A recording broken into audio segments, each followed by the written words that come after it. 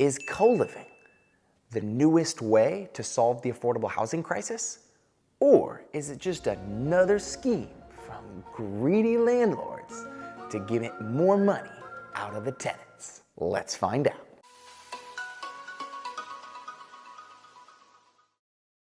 I got invited to a real estate meetup in a town called Asheville, North Carolina. I'm sitting here right now in Charlotte, North Carolina. And Asheville is a beautiful city. What I love about it, it's a very green city. I don't just mean green as in it has a lot of nature, which it does, but it's also a very conscious city. A lot of the population of Asheville cares about social concerns, solving the affordable housing crisis. And I am an advocate of co-living or shared housing or house hacking, whatever you want to call it, right? And so I went there and I did this speech.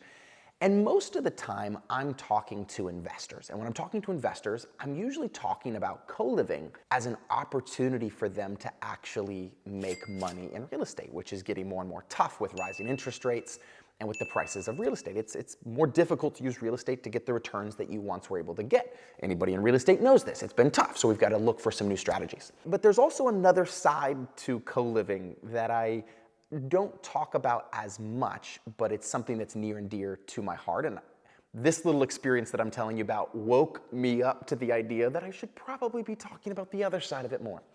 So I go to this meetup and I go to Asheville and I'm like, hey guys, let me tell you about co-living, how you can double your returns or triple or quadruple and you can make this money. And I realized I didn't know my audience that well. And afterwards, the organizer of the event pulls me aside and it was a very, kind of dampened crowd. And he was like, man, he's like, this crowd would probably have responded better if you had talked about how co-living can solve the affordable housing crisis. And I thought, man, I should have led with that. I should have known my audience because I'm in Asheville, North Carolina. And so the very next day I got written up in this paper. I think it's called The Blade or something like that. And it was like, local Baron Sam Wiegert comes to promote the newest greedy strategy of, co-living to the Asheville barons. And, they said, these rooms that he's promoting, they're well nigh unlivable. And I thought, oh man, that's where it got a little comical for me, because if you truly understand co-living or house, what I'm promoting, you understand that these homes are the furthest thing from unlivable. They're clean, they're quiet, and they're safe. And we're gonna drop some photos here or somewhere in this screen here of some real, actual co-living properties that I own and run that have 7, 8, or even 9 people in them. And what people don't know, and quite frankly, I don't even talk about this as much, what people don't know is that I actually lived in co-living houses, which has given me so much of my passion for it. I've lived in co-living houses ever since I was 15. So when I moved out of my parents' house and moved into a co-living situation. And I moved out when my wife said, you can't live with 6 roommates anymore. For 11 years, I lived in these co-living spaces. So are co-living spaces unlivable? Are there greedy landlords? Of course.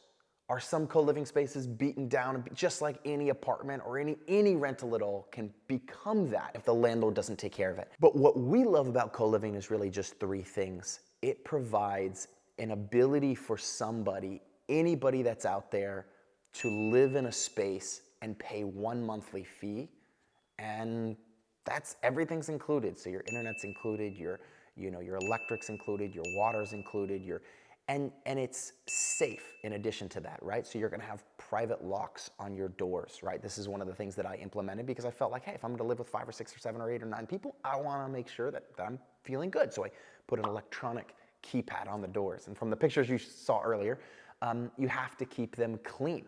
So we provide, and as should you if you're thinking about investing in co-living, we provide professional cleaning. The returns are amazing on these properties, but there's professional cleaning that comes along with it to make sure that the home stays clean.